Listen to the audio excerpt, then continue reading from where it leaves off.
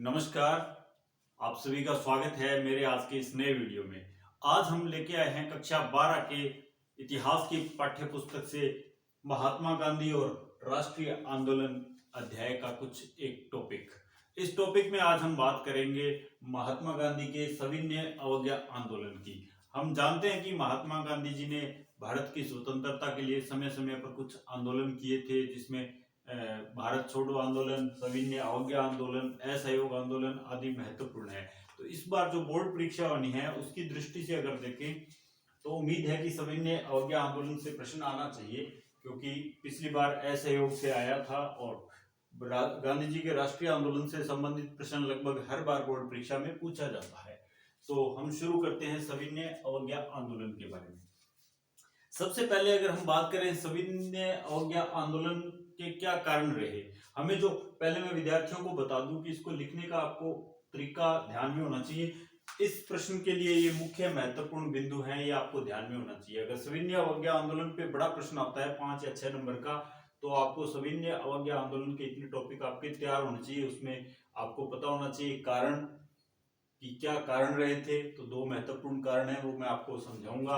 आंदोलन का प्रारंभ कहाँ से हुआ था, किस प्रकार हुआ और कहाँ पे जाके समाप्त यानी इसको पूर्ण रूप से शुरू कर दिया गया था। आंदोलन के कौन कौन से कार्यक्रम थे, इस आंदोलन में क्या क्या कार्य किए गए थे, उसके बाद अंग्रेजों ने इसके विरुद्ध क्या कार्रवाई की, वो हमें ध्यान होना चाहिए। उसके बाद जो ये आंदोलन जब समाप्त हो गया, उसके बाद जब इसके परिणाम आए तो इसके क्या क्या परिणाम हुए। तो ये बिंदु अगर हमें ठीक से ध्यान में होंगे तो हम परीक्षा में अच्छे से इसके टॉपिक वाइज इसको लिख पाएंगे और इनको अंडरलाइन करके हम एग्जामिनर को दिखा पाएंगे कि ये प्रश्न हमने अच्छे से तैयार किया है। तो आइए शुरू करते हैं सविनय अवज्ञा आंदोलन।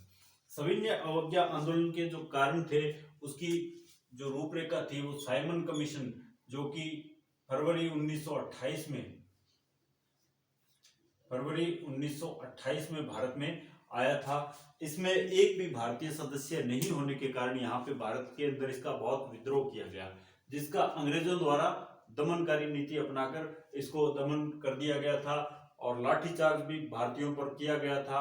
भारतीयों पे अत्याचार किए गए थे, जो लोग इसका विरोध कर रहे थे उनपे। और आप सबको पता होगा कि लाला लाजपत राय की मृत्यु भी इसी एक लाठीचार्ज में साइमन कमीशन के विरोध करते समय हुई थी। अब दूसरा जो था महत्वपूर्ण इसका जो कारण था, वो था कि 1929 का कांग्रेस अधिवेशन, 1929 का जो कांग्रेस अधिवेशन हुआ था, ये लाहौर अधिवेशन के नाम से जाना जाता है। लाहौर अधिवेशन, इसमें पंडित जवाहरलाल नेहरू ने इसकी अध्यक्षता की थी। इसमें जो भारतीय राष्ट्रीय कांग्रेस के सदस्य थे, उन्होंने इसमें पूर्ण स्वराज्य की मांग की थी और इसके तुरंत बाद स्वतंत्रता दिवस भी मनाया था। भारतीयों ने 1930 की जनवरी में 26 जनवरी 1930 को स्वतंत्रता दिवस मनाया था।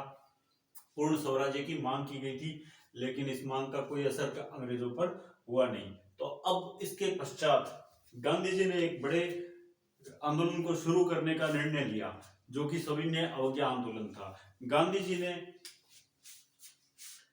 जो स्वतंत्रता दिवस मनाने के पश्चात अपना जो साबरमती आश्रम था उनका, अहमदाबाद के पास साबरमती आश्रम से इसकी शुरुआत, दांडी यात्रा का शुरुआत या आंदोलन का प्रारंभ कह सकते हैं, साबरमती आश्रम से दांडी यात्रा के रूप में किया था। से दांडी यात्रा शुरू की थी।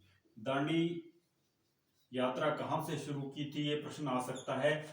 1 नंबर के प्रश्न, 2 नंबर के प्रश्न वो इसके अंदर समाहित होते हैं। अगर आप इसको ध्यान से 2-3 बार इस वीडियो को देखोगे तो आपको अच्छे से याद हो जाएंगे। छोटे प्रश्न आते हैं वो इसके बीच में से ही आते हैं। तो दांडी यात्रा की शुरुआत साबरमती आश्रम से की थी। कब की थी, तो ये है 12 मार्च 1930 को की थी। 12 मार्च 1930 को साबरमती आश्रम से गांधी जी ने दांडी यात्रा की शुरुआत की थी। ये दांडी यात्रा की शुरुआत क्यों की गई थी, क्योंकि नमक कानून, उस समय एक कानून लागू हुआ था कि नमक के ऊपर अंग्रेजों का एकाधिकार था और उन्होंने नमक पर कर लेना लोगों से शुरू कर दिया था। नमक है वो हर एक प्रत्येक व्यक्ति की आवश्यकता है, चाहे वो गरीब हो चाहे अमीर हो, सभी लोग नमक खाते हैं। इसलिए उस समय एक अर्थव्यवस्था थी, उसके ऊपर एक बहुत बड़ा बोझ आ गया था भारत की। इसलिए इस जो बहुत ही एक बेकार कानून था, इसको कानून को तोड़ने के लिए दांडी यात्रा शुरू की गई थी। तो जो बच्चे बिल्कुल नहीं पढ़ पाए हैं अभी तक, उनको बता दूं कि दांडी यात्रा नमक कानून को तोड़ने के लिए शुरू की गई थी। साबरमती आश्रम से दांडी तक ये यात्रा की गई थी 5 अप्रैल 1930 को।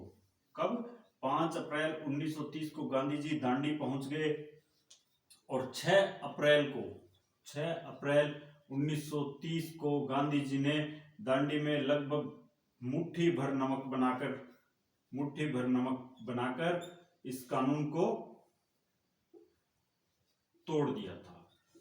तो आप विस्तार से इसमें लिख सकते हैं कि साबरमती आश्रम से गांधी जी ने नमक कानून, जो कि पूरे भारत में उसका विरोध होता था, उसको तोड़ने के लिए साबरमती आश्रम से दांडी की यात्रा 12 मार्च 1930 को शुरू की। अपनी यात्रा के दौरान उन्हें भरपूर जन समर्थन मिला, लोग उनके साथ जुड़ते चले गए, कारवां बन गया और 5 अप्रैल 1930 को दांडी पहुंच गए।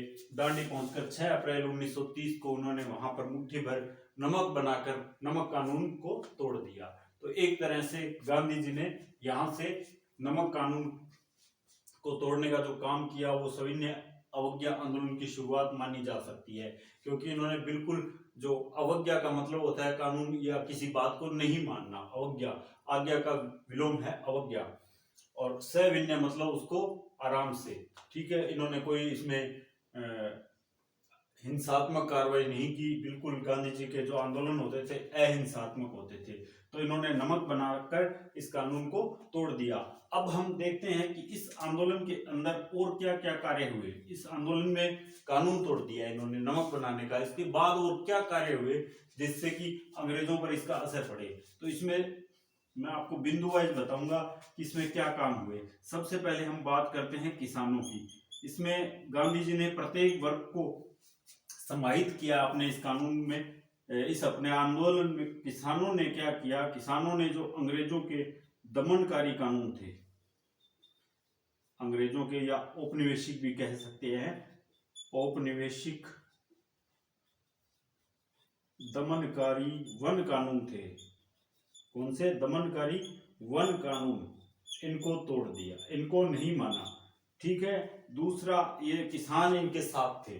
दूसरा, फैक्ट्री के अंदर कामगार थे, उन्होंने हड़ताल कर दी। फैक्ट्री में कामगारों ने हड़ताल कर दिए। ये किसानों वाला लगभग पूरे देश में हुआ था। फैक्ट्री में जो कामगार थे उनकी जो हड़ताल थी वो कुछ कस्बों तक सीमित थी। कामगारों ने हड़ताल कर दी। यहाँ मैं ये लिख रहा हूँ, आपको पूरा विस्तार से लिखना है ये बातें मैं आपको जो बता रहा हूँ कि कुछ कस्बों में फैक्ट्री के कामगारों ने हड़ताल कर दी। पूरे भारत के किसानों ने औपनिवेशिक दमनकारी वन कानूनों को तोड़ दिया, उनको मानने से मना कर दिया। इसके बाद हम बात करते हैं वकीलों की। जो वकील थे, वकीलों ने जो ब्रिटिश का अदालतें थी, ब्रिटिश अदालतें जो भारत में थी, ब्रिटिश अदालतों का बहिष्कार किया। इन्होंने, वकीलों ने भी इनका बहिष्कार किया। इसके अलावा अगर चौथा पॉइंट देखें तो वो विद्यार्थियों से ही जुड़ा हुआ है। विद्यार्थी थे जितने भी, विद्यार्थियों ने सरकारी शिक्षा संस्थाओं में, सरकारी शिक्षा संस्थाओं का विरोध किया। संस्थाओं में जाने से मना किया या संस्थाओं में जाने से मना कर दिया। एक तरह से ये भी हड़ताल कह सकते हैं, जाने से इन्होंने मना कर दिया। ये विस्तार से आपको लिखना होगा। पांचवा था, इसमें स्वदेशी का जोर दिया गया। स्वदेशी वस्तुओं के प्रयोग का प्रचलन बढ़ गया। विदेशी वस्त्रों की होली जलाई गई। विदेशी वस्तुओं का बहिष्कार हुआ, विदेशी वस्त्रों की होली जलाई गई। ये सब आप लिखोगे, विदेशी वस्त्रों की होली जलाई गई। तो इस प्रकार 5 पॉइंट हो गए। छठा पॉइंट था जो महिलाएं थी, इनका भी बहुत भरपूर इसमें योगदान रहा था। छठा पॉइंट मैं यहाँ लिख रहा हूँ। महिलाओं ने क्या किया, महिलाओं ने जो विदेशी, महिलाओं ने यहाँ बहुत ही महत्वपूर्ण कार्य किया। गांधी जी के इस आंदोलन में महिलाओं की भागीदारी बहुत रही। इन्होंने विदेशी वस्त्रों की जो दुकानें थी उनके आगे विदेशी वस्त्रों की तथा शराब की दुकानों के आगे, तथा जो भी शराब की दुकानें थी, शराब की दुकानों के आगे धरने लगाए,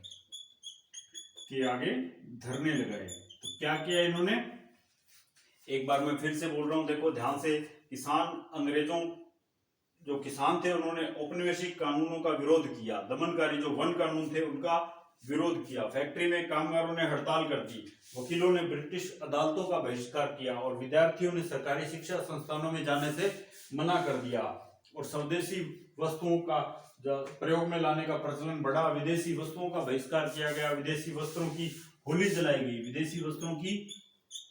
गई, यानी उनको जला दिया गया, और महिलाओं ने भी विदेशी वस्त्रों की तथा शराब के दुकानों के आगे धरने दिए। अब जब इतना सब कुछ हो रहा था, ये बिल्कुल अहिंसात्मक रूप से हो रहा था, इसमें कहीं भी हिंसा नहीं हो रही थी, तो अंग्रेजों पर इसका असर हुआ। अंग्रेजों ने इसका आंदोलन का दमन करना शुरू कर दिया। तो दमन के तहत उन्होंने सबसे पहले क्या किया, उन्होंने देखा कि ये गांधी जी इसका नेतृत्व कर रहे हैं, तो गांधी जी को और लगभग 60,000, कितने, अच्छी तरह आप संख्या लिखोगे, 60,000 आंदोलनकारियों को, जो आंदोलनकारी थे उनको जेल में डाल दिया गया। तो इसका भारी विरोध हुआ। बाद में इसमें एक समझौता हुआ जो बहुत ही इंपॉर्टेंट है, इसके ऊपर प्रश्न भी आता है, गांधी इरविन एक समझौता हुआ, गांधी इरविन समझौता, जो कि 1931 में हुआ। इस समझौते के अंदर 2 शर्तें रखी गई, जितने भी आंदोलनकारी थे उनको रिहा कर दिया गया, और गांधी जी ने ये आंदोलन वापस ले लिया। गांधी जी ने क्या किया, आंदोलन को वापस ले लिया। तो अगर हम बात करें तो यहाँ आंदोलन एक तरह से एक बार समाप्त हो गया, लेकिन तभी 1931 के अंतिम दिनों में द्वितीय गोलमेज सम्मेलन कहाँ हुआ था, लंदन में। द्वितीय गोलमेज सम्मेलन हुआ था, वो पूरी तरह से असफल रहा, क्योंकि उसमें गांधी जी ने कुछ मांगे रखी थी स्वराज्य से संबंधित, वो नहीं मानी गई, इसलिए ये असफल हुआ। तो गांधी जी ने भारत वापिस आकर सविनय अवज्ञा आंदोलन दोबारा शुरू कर दिया। ये पूरी बातें आप विस्तार से इसमें लिखोगे, दोबारा शुरू कर दिया गया। इस प्रकार लास्ट में जाकर मई 1934 में, यह आंदोलन खूब लंबा चला, मई 1934 में गांधी जी ने इस आंदोलन को पूरी तरह से समाप्त करवा दिया। गांधी जी ने इसको पूरी तरह से समाप्त घोषित कर दिया, आंदोलन को समाप्त कर दिया। कब, मई 1934 में गांधी जी ने आंदोलन को समाप्त कर दिया। तो अब यहाँ ये जो कि 1930 में आंदोलन शुरू हुआ था, 1934 में जाकर पूरी तरह से आंदोलन समाप्त हो गया। अब हम बात करते हैं सविनय अवज्ञा आंदोलन के क्या परिणाम निकले। तो हम यहाँ सबसे पहले बात करेंगे सविनय अवज्ञा आंदोलन से। जो पहला पॉइंट है इसमें है कि भारत का जो राष्ट्रीय आंदोलन था, भारत के राष्ट्रीय आंदोलन को व्यापक प्रचार प्रसार मिला। राष्ट्रीय आंदोलन के रूप में इसे व्यापक प्रचार प्रसार मिला। व्यापक यानी एक तरह से ये राष्ट्रीय आंदोलन बन गया था, पूरे देश से इसके साथ लोग जुड़ गए थे।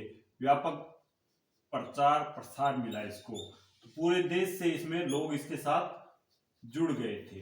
तो इस प्रकार एक राष्ट्रीय आंदोलन के रूप में इसका नाम पूरा लिया जाता है। इसके अलावा दूसरा क्या हुआ कि इसमें महिलाओं में जागृति आई। दूसरा महत्वपूर्ण पॉइंट है महिलाओं में जागृति आई, क्योंकि महिलाओं ने इसमें बढ़ चढ़कर भाग लिया था, इसलिए महिलाओं में भी जागृति आई। आप इसको विस्तार से लिख सकते हो, क्योंकि इस आंदोलन में, गांधी जी के इस आंदोलन में महिलाओं की भी भागीदारी पूर्ण रूप से थी। उन्होंने विदेशी वस्त्रों की ओर तथा शराब की दुकानों के आगे धरने लगाए थे। अन्य कार्यक्रमों में भी इन्होंने सक्रिय रूप से भाग लिया था, इसलिए महिलाओं में हम कह सकते हैं कि जागृति आई थी। इसी प्रकार पूरे भारत में इसका कई बिंदुओं के आधार पर इसका किया गया विरोध की, इस आंदोलन को चलाया गया। इसलिए हम यह भी कह सकते हैं कि इस आंदोलन का पूरे भारत में व्यापक प्रचार प्रसार किया गया था।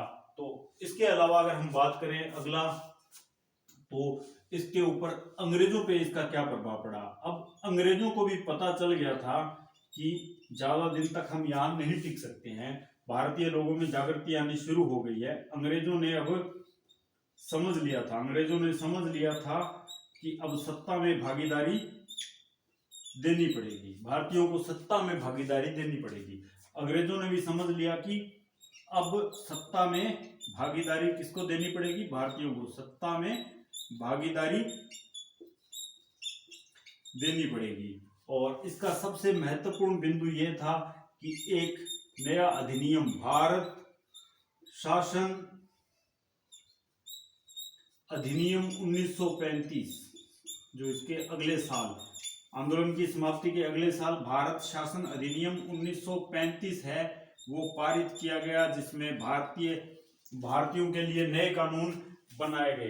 तो इस प्रकार से इस आंदोलन में हम देख सकते हैं कि भारत के राष्ट्रीय आंदोलन को व्यापक प्रचार प्रसार मिला, महिलाओं की जागृति हुई और अंग्रेजों ने भी समझ लिया कि अब सत्ता में भागीदारी देनी पड़ेगी और भारत शासन अधिनियम 1935 पारित कर दिया गया। और यहाँ पे हमने देखा था कि स्वदेशी वस्तुओं के प्रयोग का प्रचलन बढ़ गया था। तो ये हम इसमें भी लिख सकते हैं, इसके परिणाम में भी लिख सकते हैं कि स्वदेशी आंदोलन को बढ़ावा मिला। स्वदेशी आंदोलन को बढ़ावा मिला मतलब स्वदेशी वस्तुओं का प्रयोग, स्थानीय स्तर पर लोगों के द्वारा बनाए गए जो वस्तुएं थी उनका प्रयोग ज्यादा मात्रा में किया जाने लगा और विदेशी वस्तुओं का बहिष्कार शुरू हो गया। स्वदेशी आंदोलन को बढ़ावा मिला, स्वदेशी आंदोलन को बढ़ावा मिला, ये आप इसमें भी परिणाम में भी लिख सकते हैं। तो यहाँ हम अगर इतना उत्तर में लिख देंगे तो हमें आराम से 5 में से 5 नंबर या 6 का आता है तो 6 में से 6 नंबर मिलेंगे। लेकिन इसको आपको अच्छे से लिख के अंडरलाइन भी करना होगा। महत्वपूर्ण जो पॉइंट हैं वो एग्जामिनर को दिखाने के लिए आपको अंडरलाइन करने पड़ेंगे।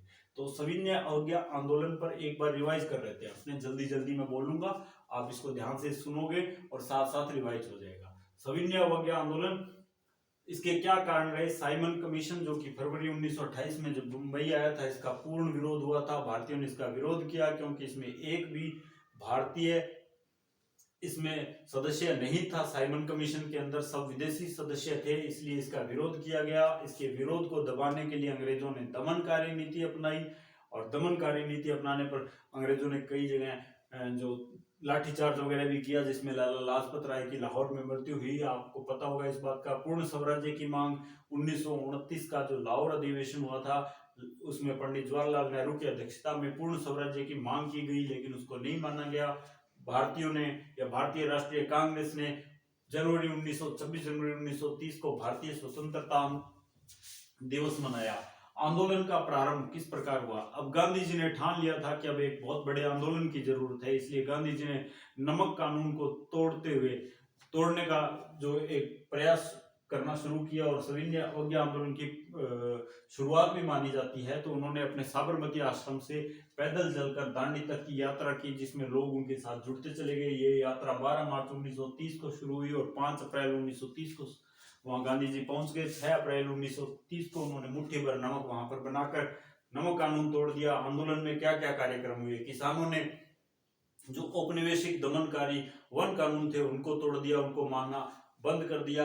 वकीलों ने अदालतों का बहिष्कार किया। फैक्ट्री में कामगारों ने हड़ताल कर दी। विद्यार्थियों ने सरकारी शिक्षण संस्थानों में जाना बंद कर दिया और स्वदेशी वस्तुओं के प्रयोग का जो प्रचलन था वो बढ़ गया और विदेशी वस्तुओं का बहिष्कार हुआ। विदेशी कपड़ों की होली जलाई गई और महिलाओं ने भी भरपूर इसमें भाग लिया।